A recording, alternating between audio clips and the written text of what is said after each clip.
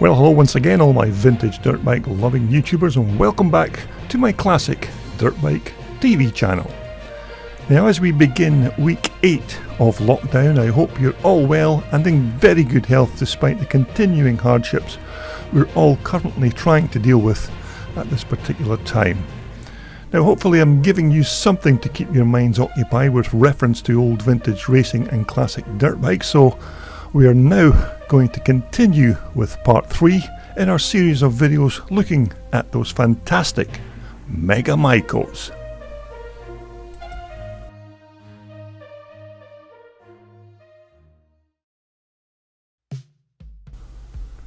Now, our very first featured bike here is a quite rare 1981 490 GS Enduro Michael. Now, this is owned and ridden by Cumbrian motocross racer Alan Bott. Now, Alan normally races an 81 490 Mega 2 machine when he takes part in the National Twin Shock Association events in the north of England, although when he does get the time, he still likes to use this old GS bike when there's a vintage enduro or scrambles event going on in the area. Now, there are not many of these GS 490s around these days, and certainly not many in this kind of condition with their full lighting kit, road registration plates and horn etc. all still intact, as a lot of riders tended to remove these parts and then use the bikes as full-blown motocross machines.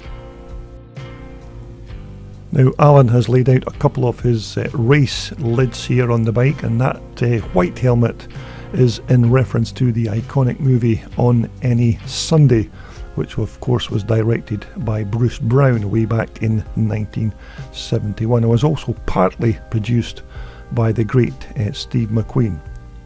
But it's great to be able to see one of these old GS Enduro bikes once again, and this particular example of Alan's is in superb condition, and it even still has its original side stand fitted.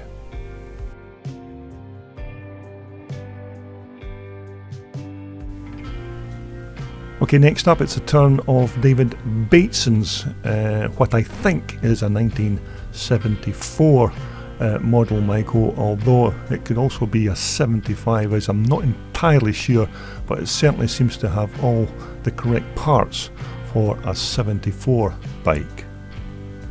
But without doubt, this is a lovely little bike, and I actually grabbed these video clips at the Revival Scramble in Penrith in the UK in 2018. But for me personally, these were the proper Maicos with that coffin shaped alloy tank and that underslung exhaust system.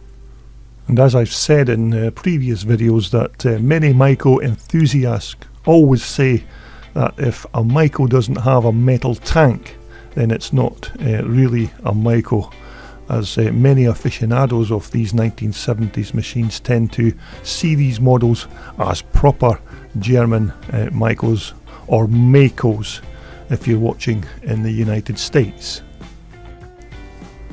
Now, I'm almost sure that this bike has undergone some TLC in the past, and it doesn't look like it's a fully original machine from that time, but nevertheless it's a very tidy example of one of these AW or Adolf Wheel German racers. Now, of course, Adolf Wheel was a German legend when he used to ride these bikes, and that's one reason that he was named the Iron Man of motocross, and he had won the German motocross national championships no fewer than 14 times during his racing career. Now, it does look like the frame on this bike has had a little freshen up with some new paint, and it also looks like a new seat cover has been replaced, which is probably par for the course when you consider that this machine is now heading for 46 years old now. But these were very popular machines way back in the early 1970s, and good examples like this are always well sought after for riders who want to race these old German Maicos at classic and vintage twin shock race events. Now our next featured Mega Maico is Steve Parry's very nice 1977 125 that I captured at the 2020 Telford Classic Dirt Bike Show. Now I would have loved to have gotten a closer look at this bike on the day, but it was kind of quite well packed close beside other machines, and there wasn't really much room to manoeuvre, but I did manage to grab these one or two clips. But these little 125 Maicos are extremely rare, and these kind of classic bike shows are about the only place that you get to see one of these bikes these days, as you virtually never ever see one on a racetrack. Now Steve Parry, the bike's owner, told me that this bike was about 95% original, although the engine had recently undergone a full rebuild, which I assume will account for the bike's remaining 5%. Now these Maico 125 motors, of course, had that very unique rotary valve induction system where the fuel intake entered the side of the crankcase through a spinning rotary valve, rather than the conventional system of entering by the rear of the cylinder. Now, also stated on the bike's information board was that it was now ready to race. Now, whether that meant that the bike was actually for sale, I'm not sure, but one of these very rare 125s in this kind of condition would certainly be worth a very tidy sum of money. But a very rare little Maico indeed, and for me personally this was the first example of one of these 125s that I'd ever came across in the flesh, so to speak, as previous bikes I'd only ever seen in magazines or other dirt bike publications. Now this is another old GM 250 that I captured at a Scottish twin shock race meeting at Glenfarg in Perthshire back in 2017. Now it's a 250 GM Star Michael, and I'm sure it's a 1985 model or thereabouts. Again, these are quite rare in terms of everyday race bikes, but you can still get one or two of these GMs appearing at race meetings every now and again. Now these bikes were certainly not as popular or even as quick as the air-cooled twin-shock Maicos of the past, but 1985 was only a couple of years after the famous Maico empire declared itself bankrupt, and things for Maico were heading on a slippery slope into oblivion. Now of course by this time the Maico factory had a brand new owner, and this was their attempt to recapture the American market by calling this new bike the GM Star. But the reality was that this was not a new bike at all, because this was still the old 1983 Maico air-cooled motor, which had now been fitted with a water-cooled barrel and disc brakes. But these were not fantastic bikes, but anyway, it's good to see that at least one of these examples has still survived. Now next up, it's another variation on the 81 Maico Classic, and this time it's Rob Wheldon's 1981 500 twin shocker, set out in blue livery this time, with the blue tank, side panels, mudguards, and even a set of blue Talon wheels. Now in my paddock travels during the years, I've seen loads of different permutations of themes for these 81 Maicos. Now I've seen yellow bikes, I've even seen orange bikes, black bikes, and I've even seen a completely white Maico 490 with white wheels and a white frame. But I have to say I quite like this blue version of Rob's machine, which looks like it's fitted with the later 82 or even 83 Maico motor and a modern style Mikuni carburetor. Now it also has a nice pair of piggyback Wheldon shocks, and again this 490 has had a replacement alloy swing arm fitted. Now the exhaust system is unmistakably a Maico only part, although as to why you would need to chrome an expansion chamber on a dirt bike, I'm not exactly sure. I mean, let's face it, the chrome plating doesn't make it any faster or alter the overall sound of the engine, but I suppose it makes the bike look that little bit better when it's sitting propped up on a bike stand. In actual fact, this complete bike could actually be a Maico only machine because it has all the hallmarks of one of their 81 bikes, with everything nicely blinged up and the more modern 82 or 83 motor fitted. But nevertheless, and despite all that, it's certainly a change from the standard red of the original 81 Maicos, and so there you have it. That's Rob Wheldon's very nice 500. Now next up it's the turn of Richie McFadden's 1981 250 reed valve Maico. Now this is a cracking example of one of these iconic 250s. It's not a fully original bike, of course, because yet again there are a few upgraded bits and pieces fitted to Richie's machining, including the alloy swing arm and the Öhlins rear shocks, to name just a couple, but it's certainly still in keeping with what these bikes looked like back in 1981. Now Richie, who is from Argyll in Scotland, races this bike and an older 1974 AW400 at these Scottish twin shock race events.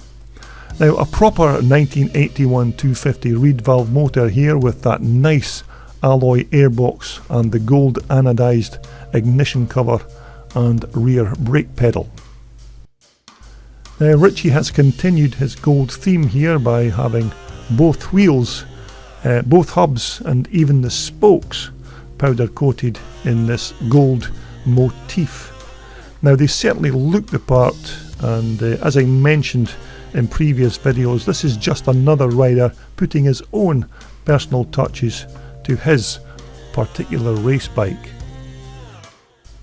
Now these 81 250 engines were great little power plants, as I personally had an identical engine to this in an 81 Maico that I owned and raced back in the day, but Richie's bike looks like it's fitted with an old GS Enduro frame, as you can see the frame loop over the top of the rear mudguard.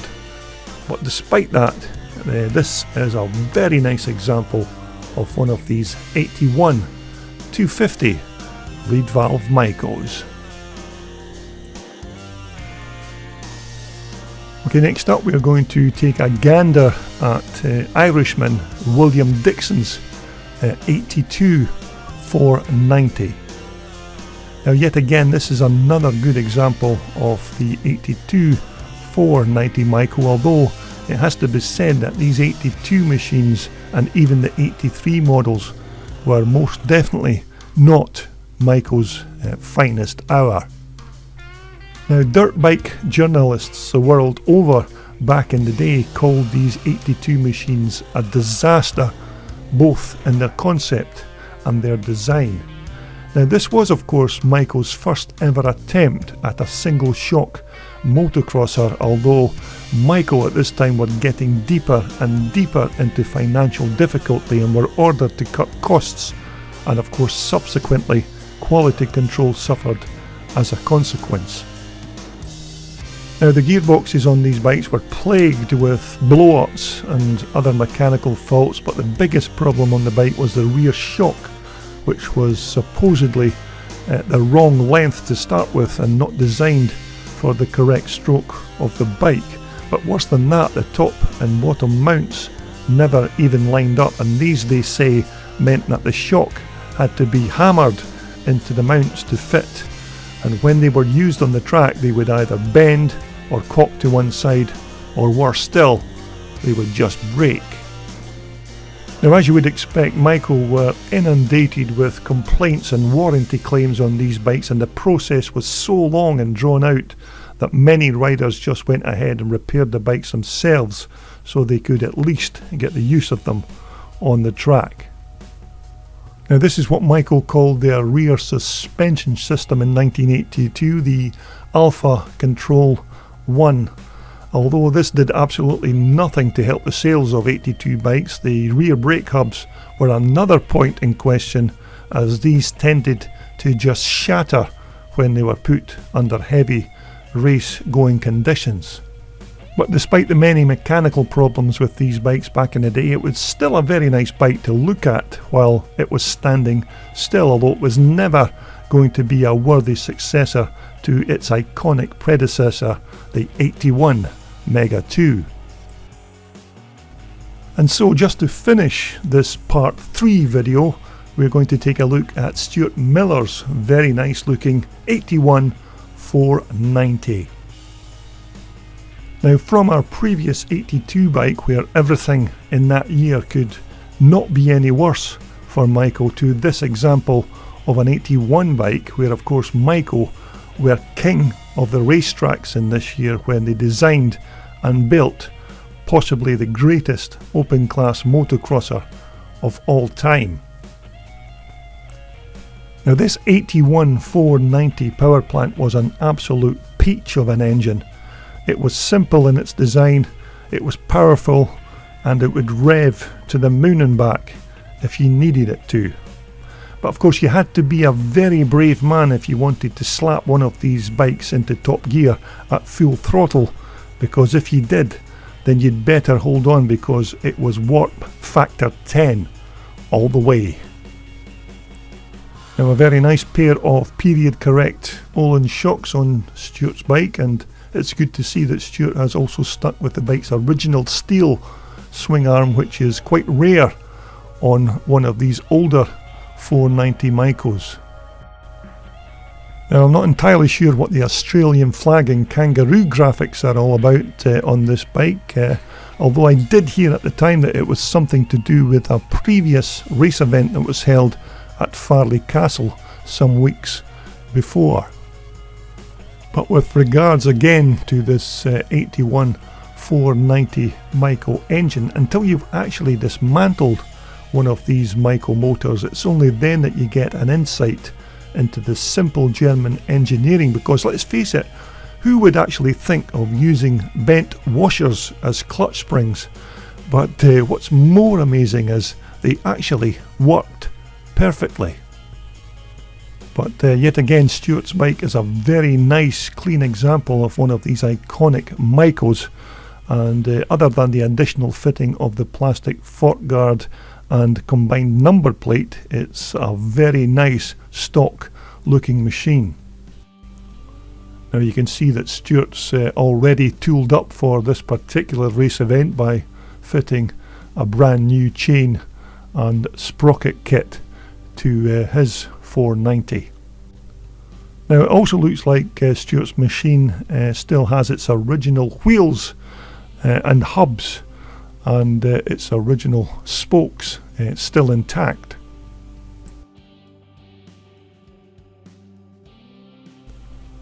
Now, one of the other good upgrades that Stewart's made to his machine is fitting a pair of these wide alloy footrests, which give the rider much more support for his feet when he's doing jumps, etc. Now, a plastic fuel tank again on these Maicos, because more or less all the other manufacturers in the early 1980s were also using plastic for their fuel cells at this time. But I have to say, this is one of the nicest 490s I've seen in quite a while, and although it's not a fully original bike, it's still pretty close and a cracking looking machine. So there you have it. I hope you've enjoyed having a look at these old Maicos in this part 3 video, and if you'd like to see more in part 4, then please continue to subscribe to my channel. So until the next time, stay safe until we talk again about more of these vintage off-roaders right here on Classic Dirt Bike TV. This video was brought to you in association with WorldSport, the world's #1 supplier for all your off-road and leisure sportswear. Just visit their online website for more information.